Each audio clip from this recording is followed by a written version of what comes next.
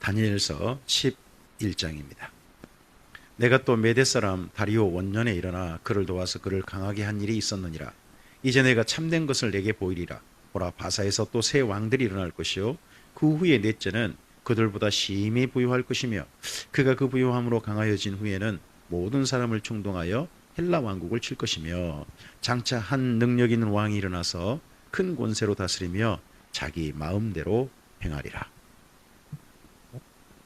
그러나 그가 강성할 때 그의 나라가 갈라져 천하 사방에 나누일 것이나 그의 자손에게로 돌아가지도 아니할 것이요 또 자기가 주장하던 권세대로도 되지 아니하리니 이는 그 나라가 뽑혀서 그 외의 다른 사람들에게로 돌아갈 것임이라.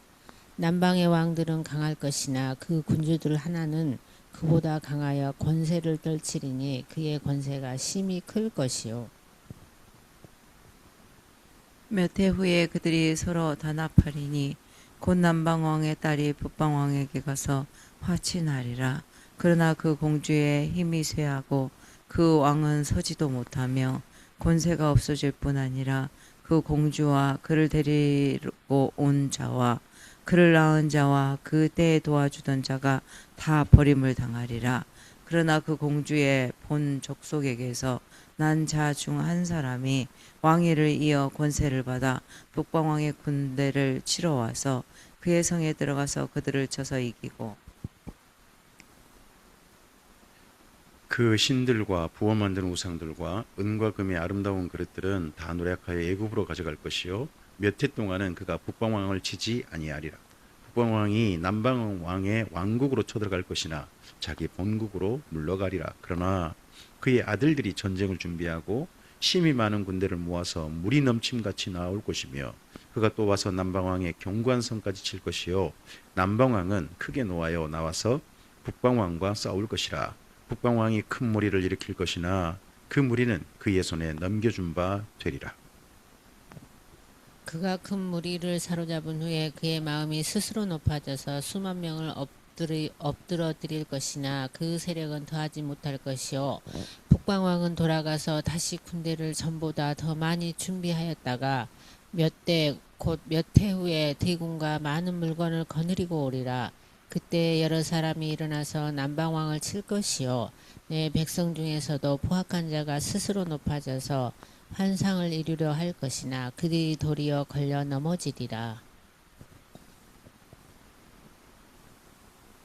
북방왕은 와서 토성을 쌓고 견고한 성읍을 점령할 것이요 남방 군대는 그를 당할 수 없으며 또 그가 택한 군대라도 그를 당할 힘이 없을 것이므로 오직 와서 치는 자가 자기 마음대로 행하리니 그를 당할 사람이 없겠고 그는 영화로운 땅에 설 것이요 그의 손에 멸망이 있으리라.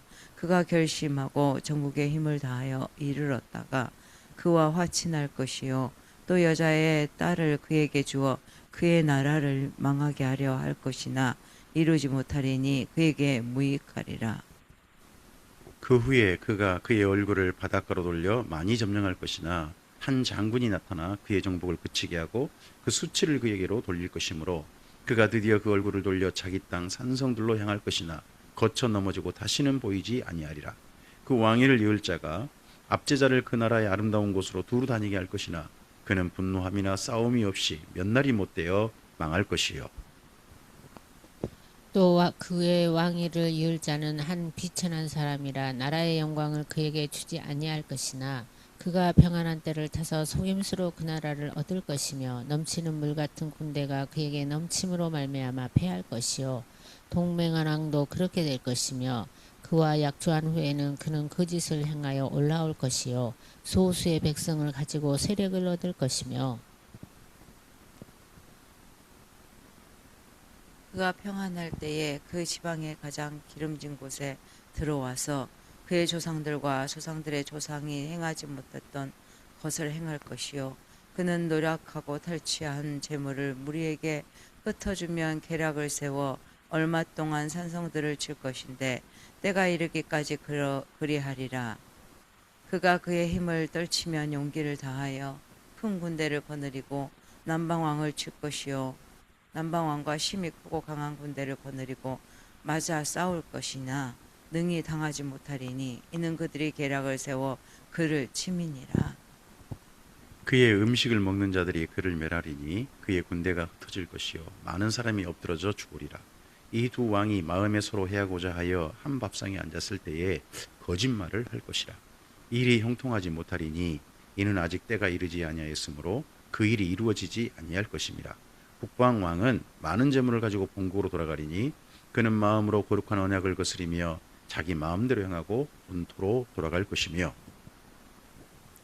작정된 기한에 그가 다시 나와서 남방에 이를 것이나 이번이 그 전번만 못하리니 이는 기띔의 배들이 이르러 그를 칠 것임이라.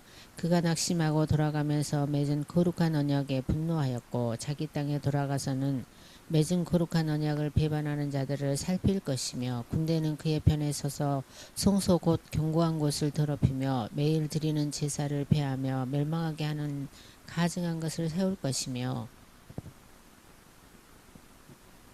그가 또 언약을 배반하고 악행하는 자를 속임수로 타락시킬 것이나 오직 자기 하나님을 아는 백성은 강하여 용맹을 떨치리라. 백성 중에 지혜로운 자들이 많은 사람을 가르칠 것이나 그들이 칼날과 불꽃과 사로잡힘과 약탈을 당하여 여러 날 동안 몰락하리라. 그들이 몰락할 때에 도움을 조금 얻을 것이나 많은 사람들이 속임수로 그들과 결합할 것이며 또 그들 중 지혜로운 자 몇 사람이 몰락하여 무리 중에서 연단을 받아 정결하게 되며 희게 되어 마지막 때까지 이르게 하리니 이는 아직 정한 기한이 남았음이라. 그 왕은 자기 마음대로 행하며 스스로 높여 모든 신보다 크다 하며 비상한 말로 신들의 신을 대적하며 형통하기를 분노하심이 그칠 때까지 하리니 이는 그 작정된 일을 반드시 이룰 것임이라. 그가 모든 것보다 스스로 크다 하고 그 조상들의 신들과 여자들이 흠모하는 것을 돌아보지 아니하며 어떤 신도 돌아보지 아니하고 그 대신에 강한 신을 공경할 것이요 또 그의 조상들이 알지 못하던 신에게 금은 보석과 보물을 들여 공경할 것이며 그는 이방 신을 힘입어 크게 견고한 산성들을 점령할 것이요 무릇 그를 안다 하는 자에게는 영광을 더하여 여러 백성을 다스리기도 하며 그에게서 뇌물을 받고 땅을 나눠주기도 하리라. 마지막 때에 남방왕이 그와 힘을 겨룰 것이나 북방왕이 병거와 마병과 많은 배로 회오리 바람처럼 그에게로 마주와서 그 여러 나라에 침공하여 물이 넘침같이 지나갈 것이요 그가 또 영화로운 땅에 들어갈 것이요 많은 나라를 패망하게 할 것이나 오직 에돔과 모압과 암몬 자손의 지도자들은 그의 손에서 벗어나리라.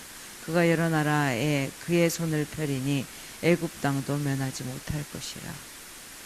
그가 권세로 애굽의 그 문과 모든 보물을 차지할 것이요 리비아 사람과 구스 사람이 그의 시종이 되리라. 그러나 동북에서부터 소문이 이르러 그를 번민하게 하므로 그가 분노하여 나가서 많은 무리를 다 죽이며 멸망시키고자 할 것이요 그가 장막 궁전을 바다와 영화롭고 거룩한 산 사이에 세울 것이나 그의 종말이 이르리니 도와줄 자가 없으리라. 아멘. 다니엘서 11장은 우리가 읽기는 상당히 분량도 많고 조금은 역사를 모르면 실제 역사를 모르면 이게 이거 뭐 소설책 이야기인가 어떤 나라와 나라 사이의 전쟁 이야기인데 하는 조금 좀 고민이 있게 하는 부분입니다. 근데 성경을 실제 연구한 분들은요 이 11장 때문에 놀라워합니다. 이 11장의 사건이 역사 속의 실체이기 때문입니다. 다니엘 때로부터 한참 후의 사건입니다. 다니엘 때로부터 간다면 한 적어도 한 400년? 300년 정도 후 그때 정도의 사건이거든요. 300년, 400년 사이. 그러면 얼마나 뒤에요? 근데 그 사건을 너무나도 세밀하게 자세히 기록을 한 거예요. 그래서 어떤 학자들은 의심도 해요. 이거 다니엘이 예언한 게 아니라 나중에 성경을 쓰신 분들이 다니엘서라는 성경에 나중에 누군가 추가하면서 다니엘이 쓴 것처럼 혹시 한 거 아니냐 이런 생각도 해보는 사람도 있어요. 그만큼 11장이 역사의 정밀한 사건이라는 거죠.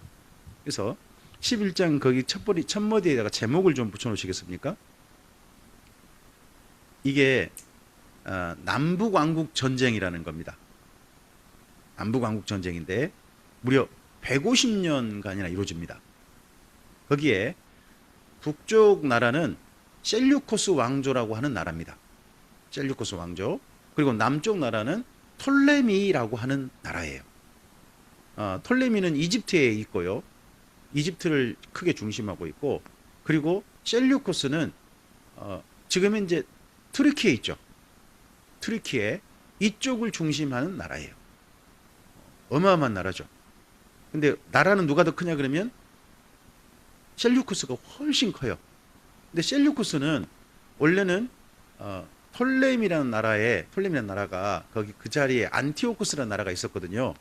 안티오코스라는 나라를 없애버리고 다른 나라와 연합해가지고 그 나라를 없애버리고 자기 나라 총사령관을 식민지 사령관으로 보냈는데, 식민지 사령관이 나 식민지 사령관 안 할 거야, 나도 왕하지 해가지고 왕을 해버리는 거예요.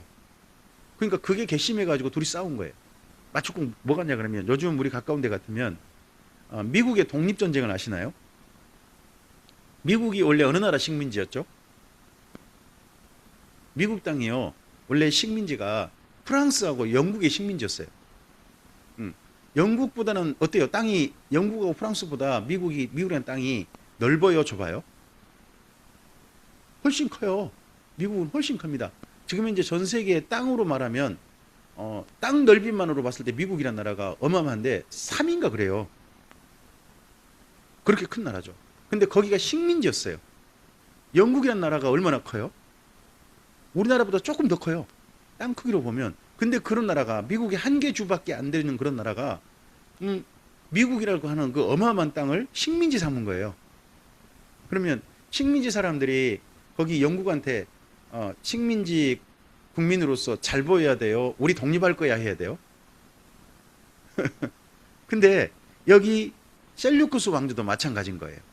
셀류코스 왕조가 거기 있던 그 자리가 식민지였는데 밑에 이집트엔 톨레미 왕조에 자기들이 독립을 해버린 거예요. 독립을 하니까 괘씸해가지고 이 두 나라 간에 전쟁을 벌였는데 힘이 워낙 강하니까요, 전쟁이 한 번에 끝나지 않아요. 전쟁이 무려 150년간을 왔다 갔다 하는 거예요. 근데 문제는 뭐냐 그러면 딱 그 중간에 가요. 전쟁의 통로인 중간에 바로 가나안 땅이 있는 거예요. 뭐 요즘 우리로 생각해 볼까요? 미국이 끼어들긴 했습니다만 이란하고 이스라엘하고 전쟁하고 있는 거잖아요. 이란하고 이스라엘 둘이 싸우는데 불똥이 우리한테 튀겼죠. 어디 때문에요? 그 호르무즈 해협이라고 하는 그 사이 그거 하나 때문에 우리가 지금 크게 지금 우리뿐만 아니라 전 세계가 어려워하고 있잖아요. 딱 그 사이 한 개 있는 것처럼, 호르무즈 해협 때문에 마음 곳곳이 힘든 것처럼, 이때 남쪽 나라가 북쪽 나라를 쳐들어가려면 가나안 땅을 통과해야 돼요. 또 북쪽 나라가 남쪽 나라를 쳐들어가려면 가나안 땅을 또 거쳐서 내려가는 거예요. 그 중간에 있는 가나안 땅에 있는 사람들은 뭐예요? 두 나라 전쟁에 150년간이나 고생 힘겨운 시간을 보내는 거예요. 그럴 때 이 두 나라한테 잘못 보여서 가나안 땅이 그럴까요? 아니죠. 솔직히 우리가 이란하고 이스라엘한테 뭐 잘못한 게 있어요? 근데 두 나라 전쟁에 우리가 괜히 그냥 지금 피해를 보고 있는 거잖아요. 그런 것처럼 그 당시에 북쪽과 남쪽이 150년간 전쟁을 가니까 그 가운데 살고 있는 가나안 땅 사람들이요, 눈치를 보고 사는 거죠. 북쪽 군대가 가나안 땅을 통과해 가지고요, 남쪽 저쪽 톨레미 왕조로 쳐들어가고 있으면 이때 가나안 땅 사는 사람들은 어떻게 해야 될까요? 하나는요, 도망치는 거래요. 왜냐 그러면 군대들이요, 그 당시 군대들이 지나갈 때 약탈이라는 것을 그냥 했대요. 허용이 됐대요. 그럼 집에 좋은 거 있는 사람은요, 뺏기는 거죠. 근데 뺏길 때 그냥 뺏길까요? 사람도 죽이고 가져갈까요? 사람 죽여 하는 거 그냥 봐주는 거예요. 거기다가 여자 보면 어떡해요? 강간하고 이런 걸 그냥 겁탈하고 이런 걸 그냥 쉽게 하는 거예요. 그러면 그런 일 안 당하려면 어떻게 해야 돼요? 도망치는 거예요. 도망치는 거예요. 근데 이 전쟁이 끝나면 자기가 살 때가 가나안 땅이니까 또 가나안 땅 와야 될 거 아니에요. 그러다 보니까 군대가 안지러가는 험한 곳으로 도망을 쳐요. 그 험한 곳을 뭐라고 표현하냐면 산이로 산.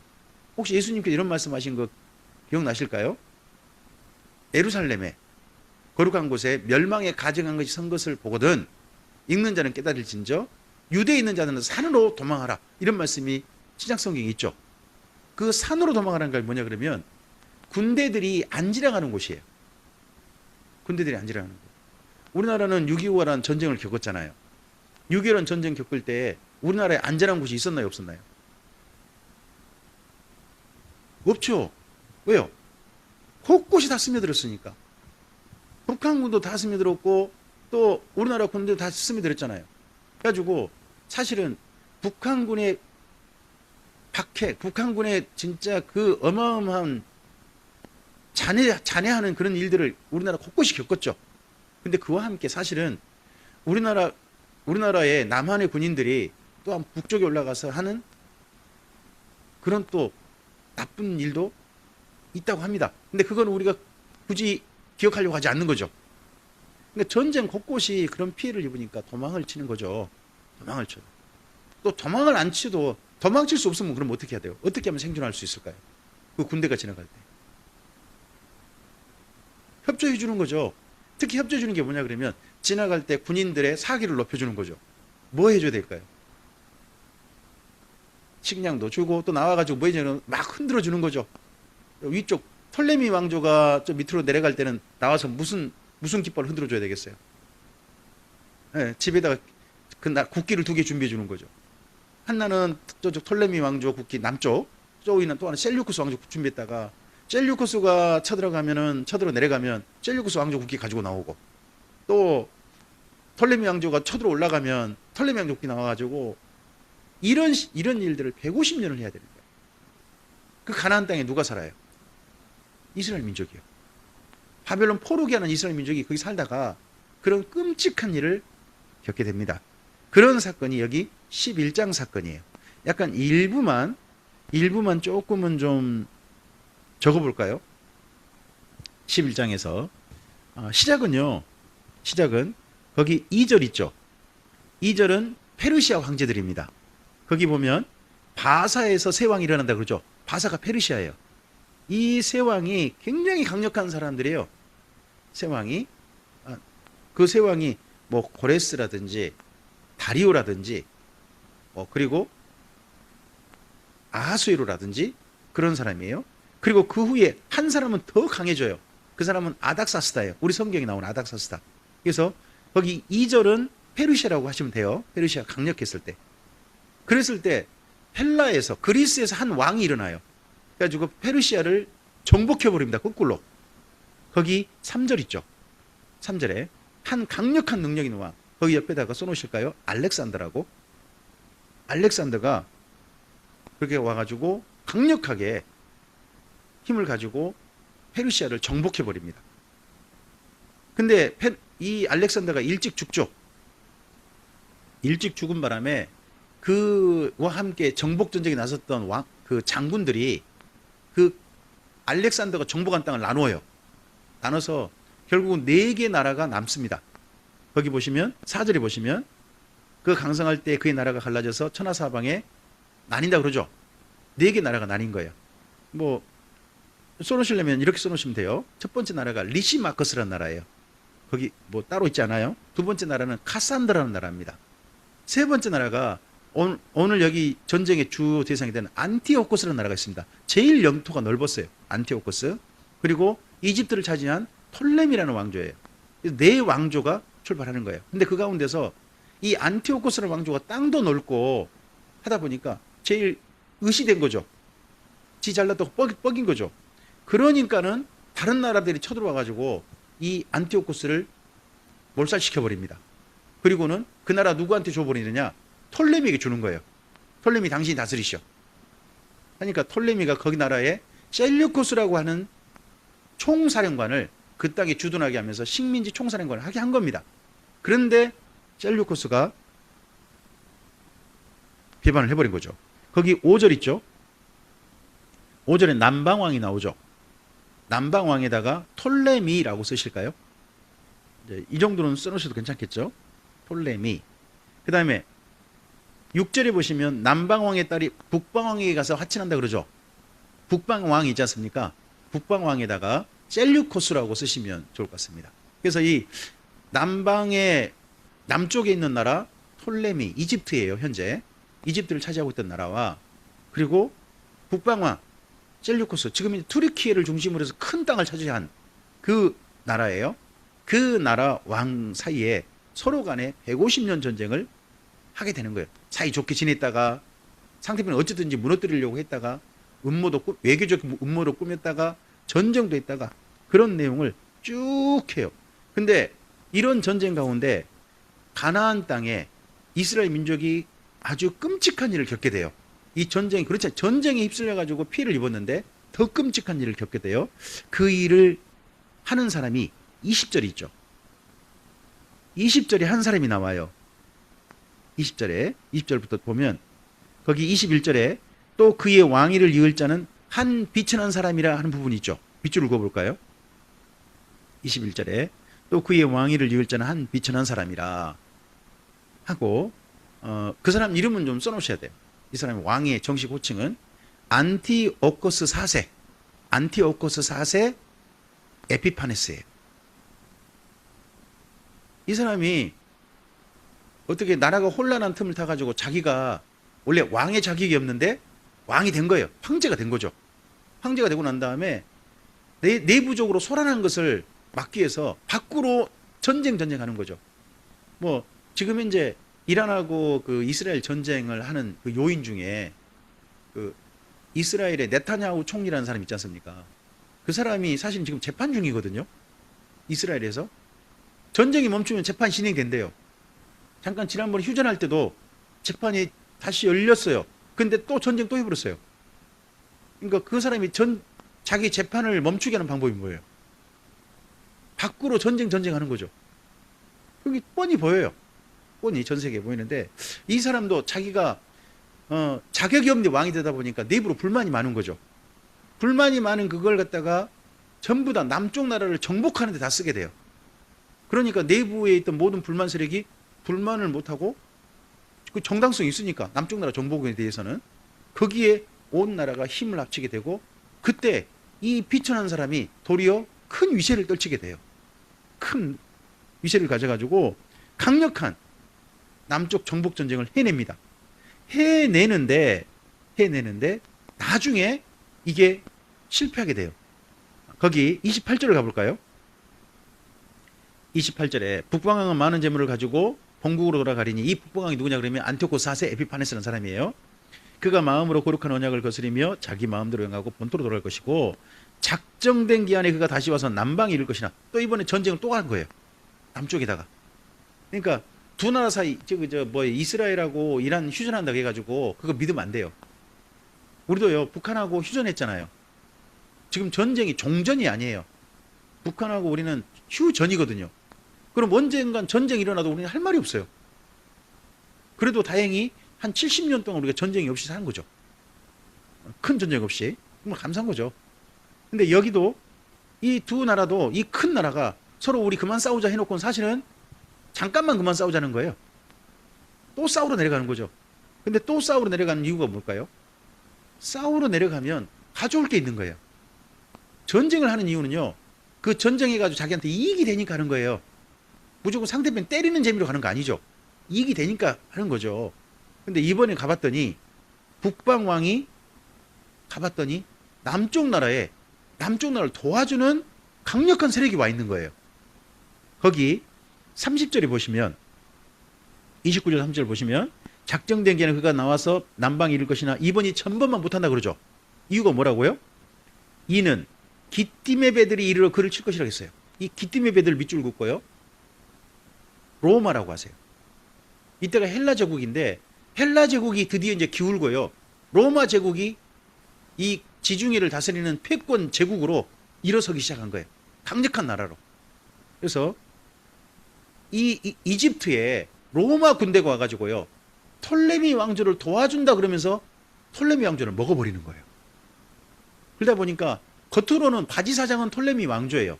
근데 실제 세력은 다 누구냐 그러면 기띠메 베드리라 불리는 로마 제국 사람인 거죠. 이 나라 그러니까 셀류쿠스 왕조가 이제 누구랑 싸우게 된 거예요? 톨레미 왕조랑 싸운 게 아니라 로마 제국과 싸우게 된 거예요. 로마 제국과. 뭐 쉽게 중국이 우리나라하고 싸우려고 하면 우리나라하고 싸울까요? 미국하고 싸우게 될까요? 미국 싸우게 되죠. 중국이 대만 먹어버리고 싶어 하죠. 그러잖아요. 근데 대만하고 전쟁 못한 이유가 뭐예요? 대만하고 싸웠던 미국이 거기 달려들 것이다 하는 것 때문인 거잖아요. 근데 여기도 마찬가지예요. 이 톨레미 왕조에 기띠메 베드리라는 이 로마 제국이 와가지고 뒷배로 딱 있는 거예요.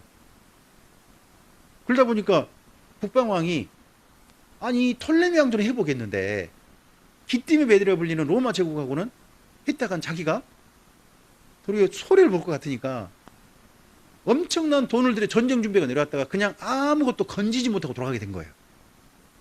이러면 어떨까요? 국가 분위기가 굉장히 안 좋아지겠죠. 전쟁 준비할 때 돈 많이 들거든요. 더더욱 실패를 했어요. 그러면 자기 나라 국민들이 저 자격 없는 사람이 왕이 되더니 나라를 이 모양 이 꼴로 만들었다고 이런 소리 들릴 거 아니에요. 그러면 어딘가에서는 손해를 만회해야 돼요. 손해를 만회하는 방법이 어디냐 그러면요. 예루살렘을 쳐버린 거예요.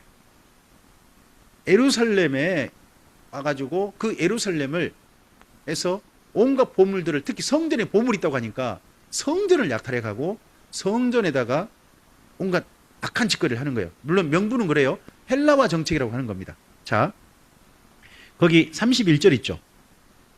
31절부터 좀 읽어볼까요? 31절, 32절 먼저 읽겠습니다. 군대는 그의 편에 서서 어디요? 성소, 곧 견고한 곳을 더럽히며 그럼 어디를 더럽혔다는 거예요? 성전. 예루살렘의 성전을 더럽혔다는 거예요. 더럽혔다는 말은요. 거기 이방인들이 막 들어갔다는 거예요.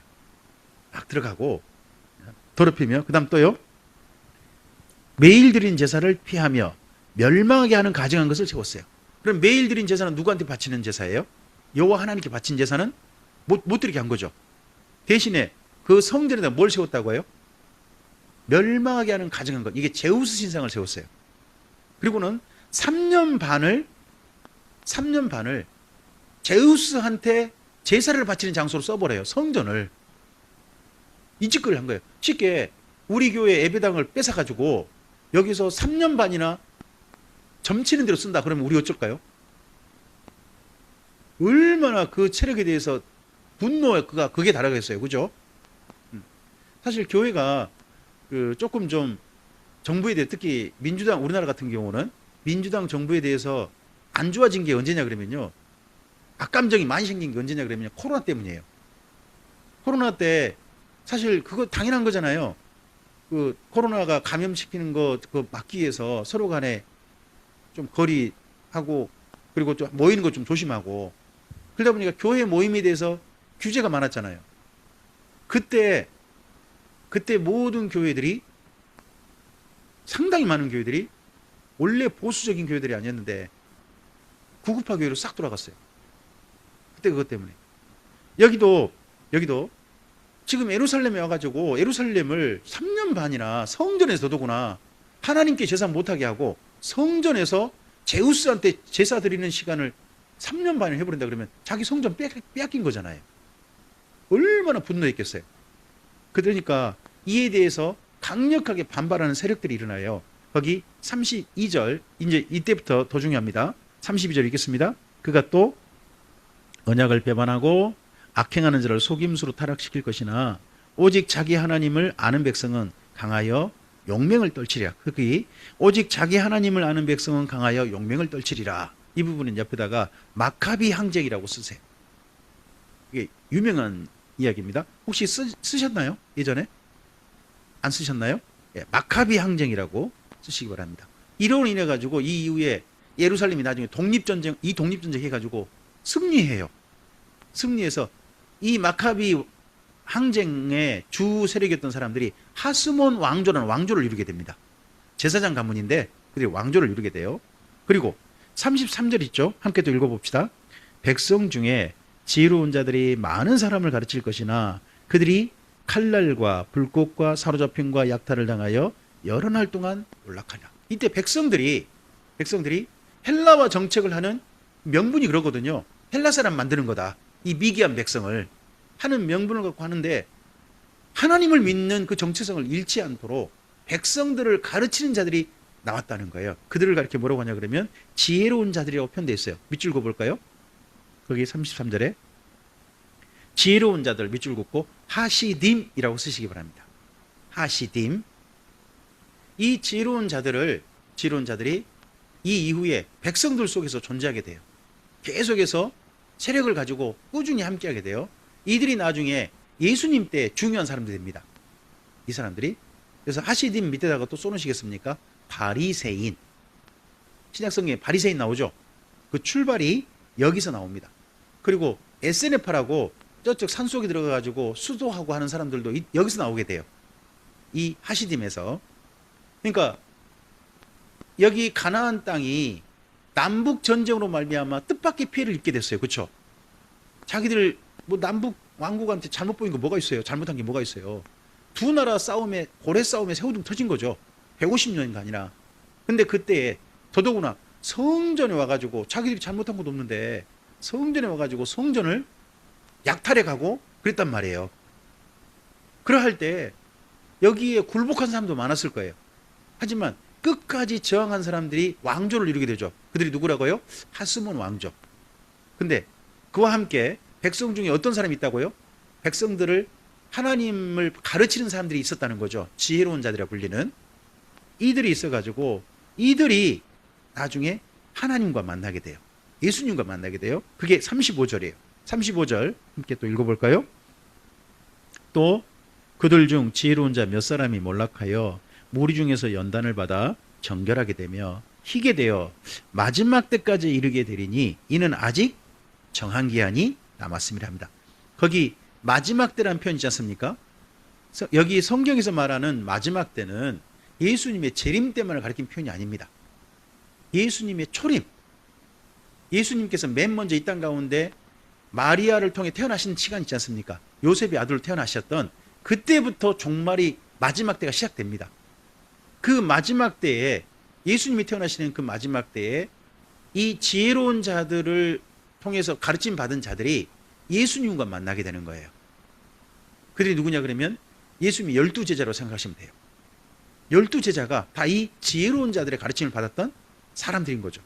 그런 사람들 예수님과 만나게 됩니다. 자, 여기 말씀에서 보면 남북 전쟁의 일들을 이야기하고 있습니다. 그 일 속에 어디가 피해를 입었다? 가나안 땅이 피해를 입었다. 그러면 사실은 우리는 아무 잘못 안 했다가 억울하게 피해를 입으면 똑같은 거죠. 근데 그때에 어둠이 너무 짙은 시간이죠.